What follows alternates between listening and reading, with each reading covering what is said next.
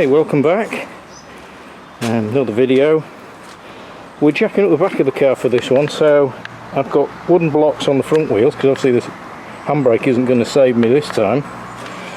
I've left the jack in place just for that extra safety, and then underneath the car I've got two axle stands on the chassis rails just to stop me dying. And today we're going to be doing the speed sensor.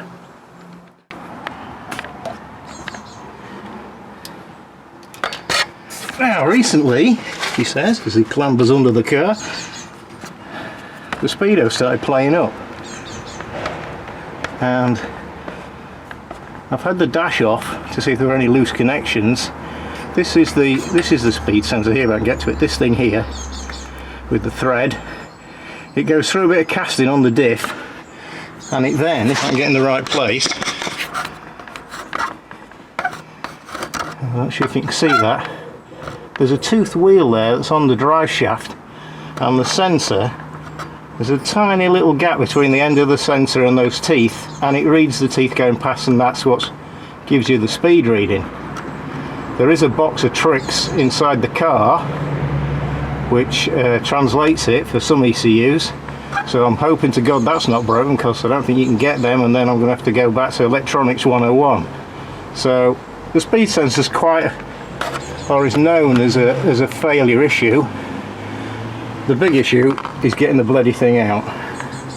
So I think we're going to put lots of lubrication on it and see what happens. Right, so this is the replacement sensor. I've cut the connector off because, well, it looks like I've already had one sensor before, because the connector is missing, the standard one, and it's just got spade connectors on there, so I'm going to have to do the same, unfortunately.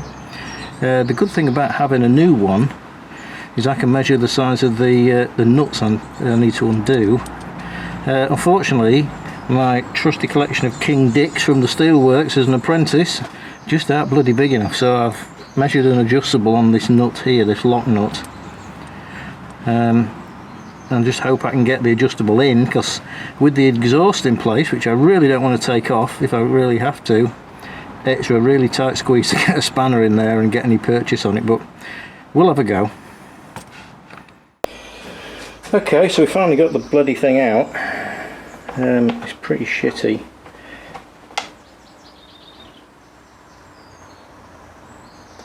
As you can see, this one has got spade connectors on it, which is actually what I put on because I wanted to try and test it in situ. This is the plug that came on the new one, which I've cut off obviously because I need to match these. So if yours hasn't got this on, there's a good chance it's already been replaced once. Another test I did was to measure the resistance across this thing. That was just a guess. I don't actually know how it works. I think it's some kind of Hall effect thing. But if I put my meter across it, this will be interesting with one hand. Just hold on a second.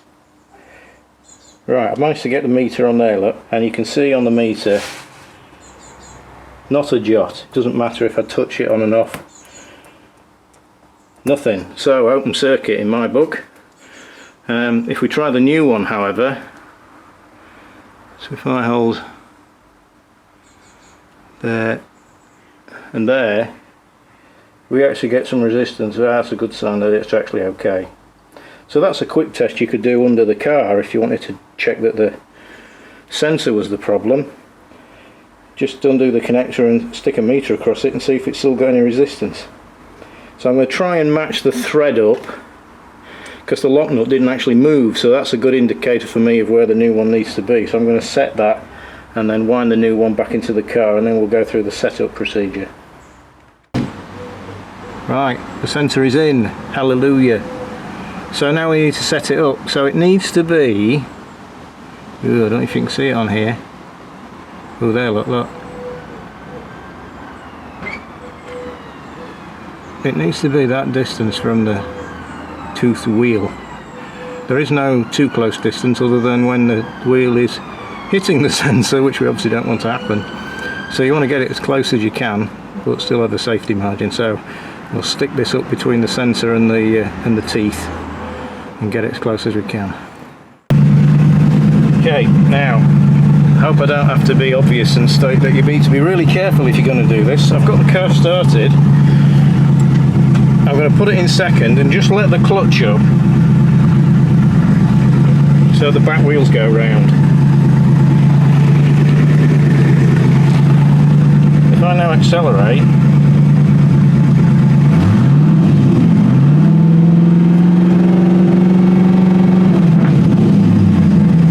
the speedo is now working again. Hooray! Okay, so speedo's fixed. Last thing to do is to cover up the terminals underneath the little connectors. I use this self-amalgamating rubber stuff that's got like, it's got like plastic on one side and then rubber, and you stretch it when you put it on, and that makes the rubber amalgamate to itself, hence the name.